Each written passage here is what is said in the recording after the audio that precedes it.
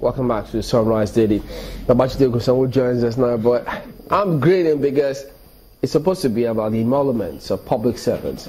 But look at what Jide has got. Jide, what's with the gloves this time? I'm a manager now. You sure will be. You sure will be.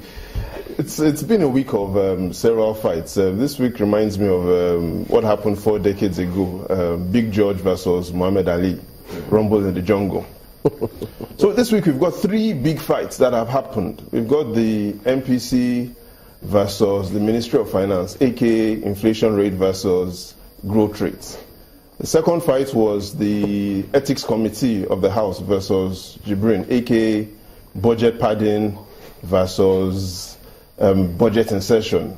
Then we also got the third big fight that happened, which was at the Senate, aka sack ministers versus redeploy ministers. So those are 3 big fights that have happened. But what do these fights mean for us as a country today, looking at the recession, looking at challenges of states not being able to pay salaries and all of what has happened? It is evidence that we are right now focusing on a lot of what the GDP is saying, which shows we're in recession, versus we paying little attention to what income inequality is currently saying. And speaking of income inequality, there was some big news that came out about 3 months ago, but because of all the challenges of recession, we didn't pay enough attention to it. And here's what it is.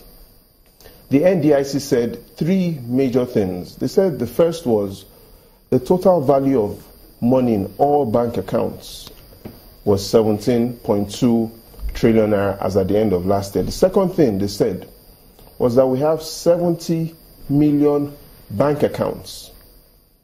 Now the third thing was that only 2% of Nigerians account for 90% of deposits. So here's what it means. It means that on an average, 98% of Nigerians have only 25,000 naira in their bank accounts. 98% of Nigerians have only 25,000 naira in their bank accounts. And that's why we have so much agitation today. The agitation focuses on what not just the legislative collect, but a lot of agitation is on what the executives earn. So it makes us look at where did all of these problems start. The problems didn't start from today. It goes back as far as 3.5 decades ago. So we remember then the Vice President, Alex Ekweme, who was on then an annual salary of only 24,000 naira. The challenge is if there were going to be a salary heavyweight contest. Say that again. Annual salary of only 24,000 naira. 24,000 for the Vice President then the annual minimum wage was 1,500 naira. So in essence then, it simply meant the Vice President then, his annual salary will pay for just about 16 people who were on the minimum wage. 16 people. Today, the annual salary of the Vice President, based on the evidence from what Mark often likes to refer to as RAMFAC, the annual salary of the Vice President is 12 million naira. But the annual minimum wage today is 216,000 naira. So here's what it means. Today, the annual salary of the Vice President will pay for the minimum wage of 56 people compared to just 16 people in 1981. So clearly, if we were to have a salary heavyweight contest between the former Vice President in 1981, Alex Ekweme, whose own salary then will pay for the minimum wage of 16 people, compared to the current Vice President, whose annual salary will pay for the minimum wage of 56 people, we clearly know who will win that salary heavyweight bout. Are you factoring in the current economic realities, the exchange rate of the naira to the dollar, and then the value of the naira?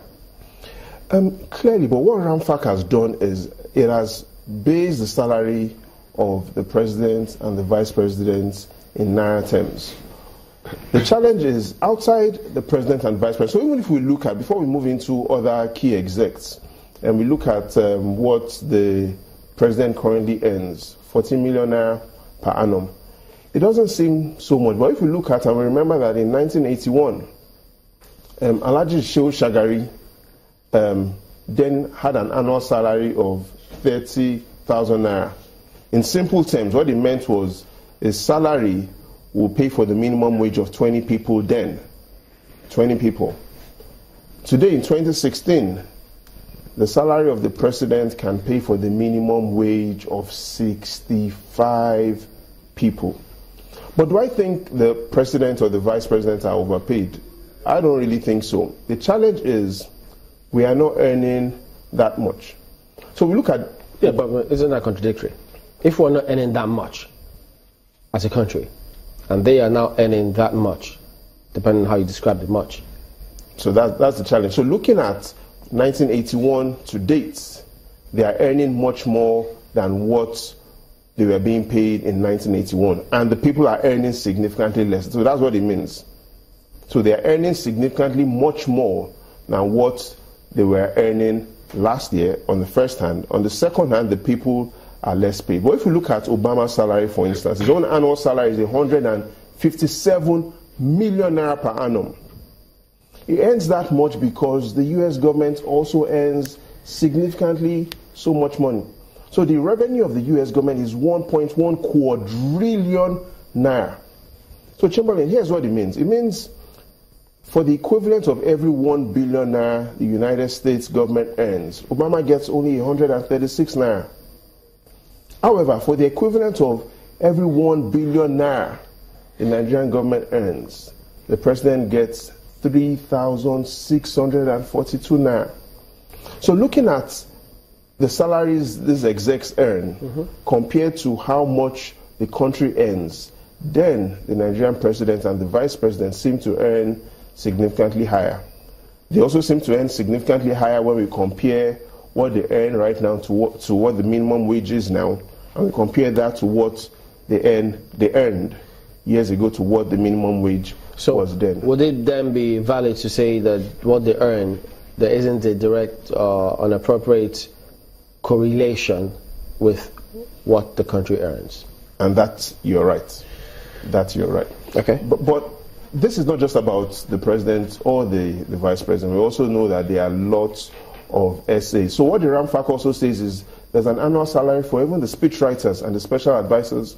And speechwriters right now comes at an important time. Who have also been in the eye of the storm for the wrong reasons. We'll be back in a minute.